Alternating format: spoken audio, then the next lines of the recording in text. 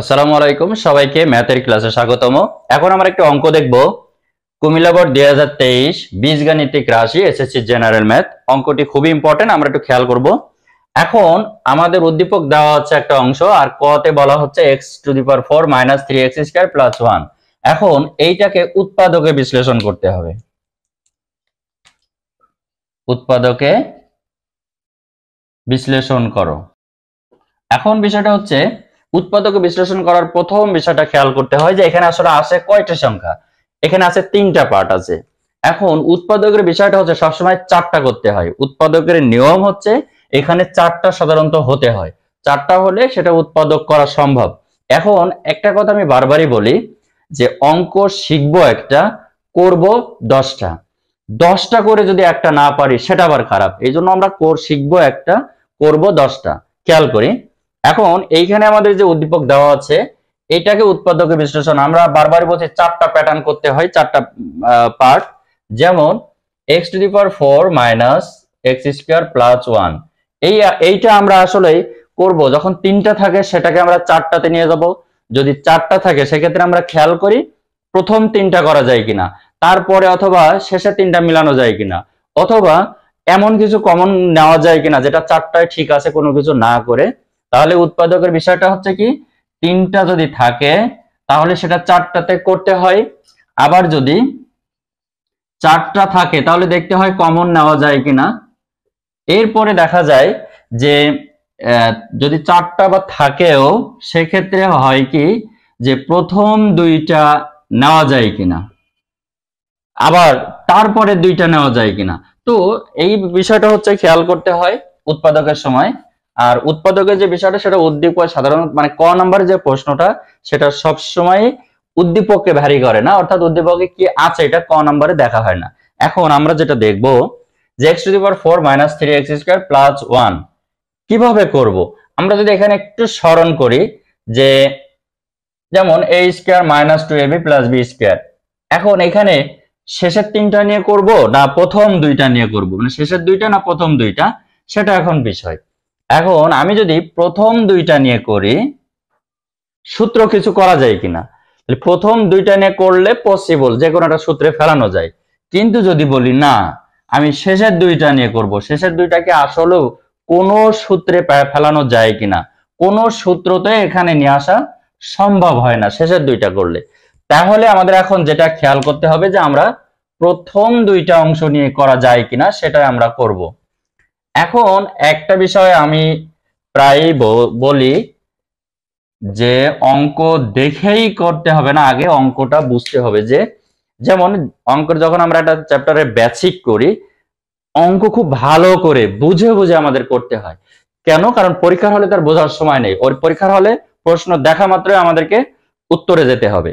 তো এখন দেখি আমরা একটু খেয়াল করি, যারা একেবারে শুরু থেকে আছো তাদের জন্য। এখন এইখানে আমরা যেটা করব সেটা হচ্ছে প্রথম 2টা অংশ নিয়ে করব। তাহলে শেষের 2টা অংশ নিয়ে কেন করব না? শেষের 2টা অংশ নিয়ে আসলে কোনো সূত্র করা সম্ভব না। এখন প্রথম 2টা আমরা করব। আমরা যদি এটা করি যে x² - 2ab, খেয়াল করি আমরা সূত্রই সাধারণত করব ওই a - b² বা a + b²। এই প্যাটার্নে আমরা করতে হয়, সাধারণত মাইনাসটাই বেশি আসে। তাহলে এখন আমরা করলাম কি, এই অংশটা যদি আমি করি x⁴, একেবারে যারা শুরু, যারা একদম স্টার্টিং পয়েন্টে আছে তাদের জন্য একটু বেশি খেয়াল করতে হবে। x4 হলো, 2x² হলো, এখন আমার আছে কয়টা? 3। আমি যদি জাস্ট এখানে আমি রাখি যে আরেকটা করব, তাহলে 3x² মিলানোর জন্য আমরা করলাম কি এই 2x² আর a² আমরা দিলাম। এইখানে আমি যখন a² - 2ab করব, সাথে সাথে চোখ বুঝে আমাদের b² আসবে কিনা? অবশ্যই b² আসবে। তাহলে a² - 2ab, ab, আর এইটা হচ্ছে b², তাই না? এখন b² যদি আমি করি তাহলে এটা 1 হয়ে গেল। এখন মাথায় রাখতে হবে এই অংশটা যে আমি করলাম a - b² এর যে সূত্র, সেটা যখন আমি করলাম এখানে কোন পর্যন্ত কভার হলো? কভার হয়েছে -2x² + 1, 1 কভার হয়েছে, x⁴ কভার হয়েছে, -3x² কভার হয়নি। তাহলে এখানে যখন আমি 2x² আমাদের সূত্রের প্যাটার্নে আসলো। 3 করতে যে আমি আরেকটা নিয়ে নিলাম মিলানোর জন্য, বারবার মনে রাখি মিলানোর জন্য। অঙ্ক কিন্তু এখানে জাস্ট 1 সেকেন্ড 10 সেকেন্ডও লাগবে না অঙ্ক করতে, কিন্তু বুঝে করা লাগবে। যারা একদম স্টার্টিং পয়েন্টে আছো তাদের জন্য আসলে খুবই বিষয়টা হচ্ছে বুঝে বুঝে করা লাগবে। এখন আমরা একটু খেয়াল করব, এখন কি আমার এইখানে যে 3টা আছে এই 3টা পয়েন্ট এখন মেলে কিনা। x⁴ মাইনাস এইটা আর এইটা যোগ করলে তো আমার -3x² আসে, +1, ওকে +1, তাহলে আমাদের মিলে গেছে, কোনো রকমের এখানে আর সমস্যা নাই। তো এখন আমরা যেটা করব সেটা হচ্ছে যে এই যে আমরা এখন মিলে গেল, মিল হওয়ার পরে আমরা এই যে x² আমরা তাহলে বসালাম, এইটা সূত্র করতে যে আমরা এই যে বসালাম। এখন আমি এই অংশটা একটু কেটে দেই, আমার এটা প্রয়োজন নাই।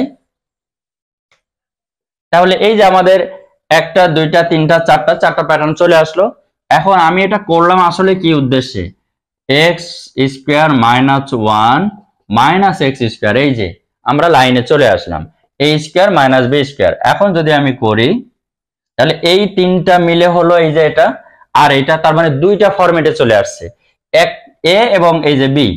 এখন যদি আমি করি এই যে a² - b² সূত্র যদি করি a + b a - b, তাহলে আমি এখন বসালাম 1 + x² - 1 - x, এই হচ্ছে আমাদের উৎপাদকের সূত্র, মানে উৎপাদক হয়ে গেল। এখন এখানে জাস্ট একটু সিরিয়াল বাই লিখতে হয়, x² এর পরে x থাকলে সেটা আসলে সৌন্দর্য আসে না, তো এভাবে রেখে দিলেও হবে। কিন্তু ওই যে একটা কথাই বলে না যে ভালোর শেষ নাই, অর্থাৎ আমি যখন এটা করব এটা রাখলে কেমন একটা দেখা যায় এলোমেলো।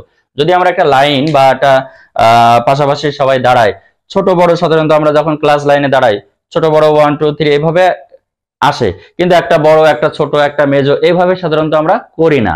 এই জন্য আমাদের প্যাটার্ন হচ্ছে x আগে লেখা, সমস্ত x আগে লিখলাম, এরপরে সাধারণত যে কনস্ট্যান্ট সেগুলো বসালাম। তাহলে এটি ছিল আমাদের এই উৎপাদকের বিশ্লেষণ।